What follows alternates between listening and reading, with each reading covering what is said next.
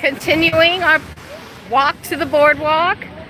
I'm on the sidewalk. I'm going to turn around the camera so you can see the other view. I have to get in the shade first.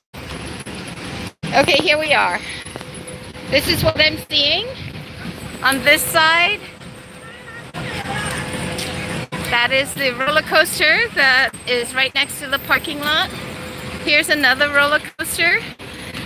Now, the Santa Cruz Boardwalk is one of many that evolved in the late 1800s, early 1900s around the United States.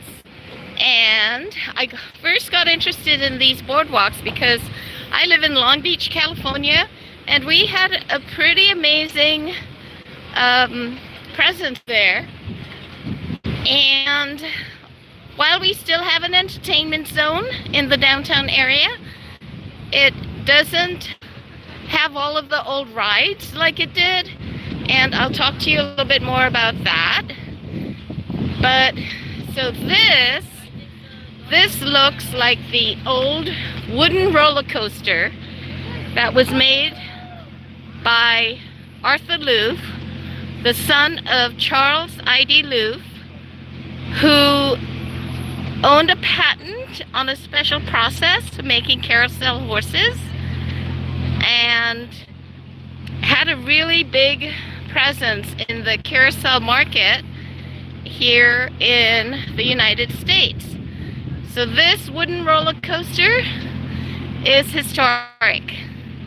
I think there was a depression or a period of time when things weren't doing so well, and you know, the economy goes up, the economy goes down. But this roller coaster, at one point, they were considering taking it down.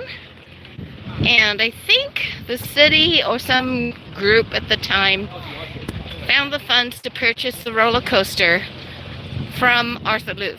And there it is. Here, let's see it. I'll do a little vid of the roller coaster.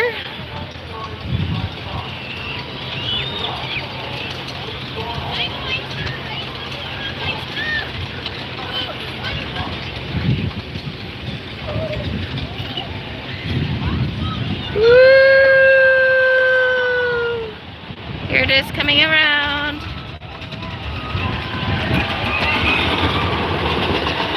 So when you take this ride, you want to consider that all of this movement is supported by wood. I don't see any reinforcements that are metal. I suppose they might have done it and painted it to look like the wood, but as far as I can tell, it's still wooden supports.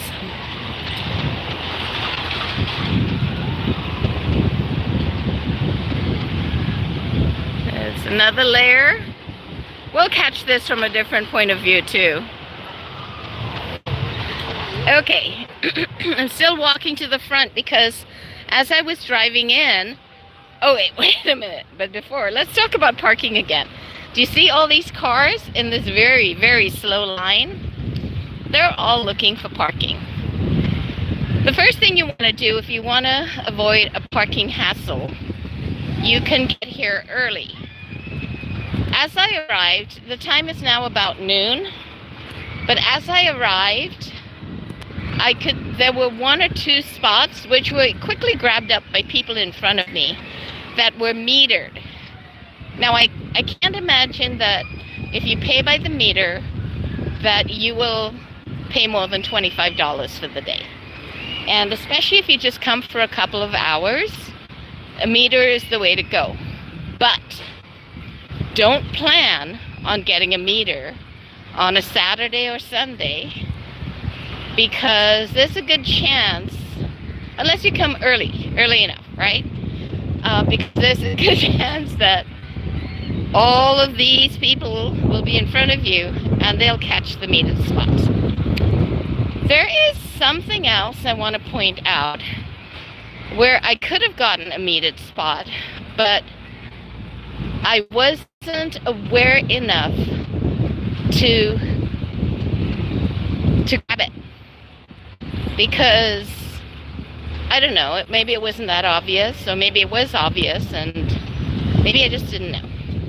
All right, so next to that white building, those are metered spots, right?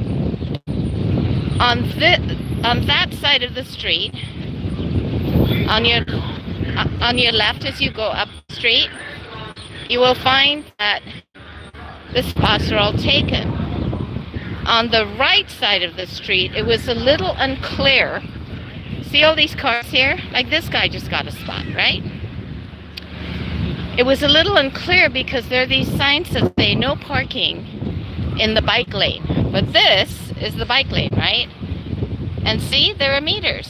So the thing is, if I had taken the time to look and see the meters, then I would have known that I could have parked in those spaces and that I could have used the meter on the sidewalk. So you see what's happening? The meter's on the sidewalk, there's the bike lane, and then there's the parking. And it's totally legit to park in those spaces and then just pay by the meter. And then there's an app. And so it says limit 12 hours, max daily rate 27 hours.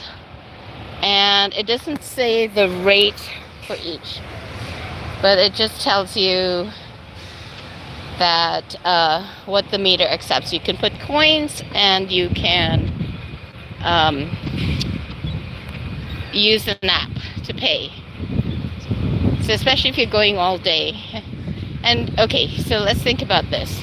Limit 12 hours, max 27 hours. So that must mean like 2 hours something, $2 something per hour, $12.24. Yeah, $2 and a bit, $2.25 maybe, which isn't too bad. You could get off for, if you come for 2 hours, for $5 in parking. So I could have gotten one of these spots. I know that because I drove by it. I was just confused. So as you turn the corner, and I'll go over there, as you turn the corner off of Campbell, stay in the right lane because these spots were still available when I drove by. And there were quite a few of them. So that's my secret for you today. What we're going to do now is I'm walking back up the street towards Campbell, and I am looking for the entrance because, and I'm almost there, because at that point I'm going to stop this stream and start it again because the entrance is very picturesque and I want to capture that all on its own. See, so there's a little surf shop. There are a few things, more parking. See the sidewalk. Okay, here's the entrance.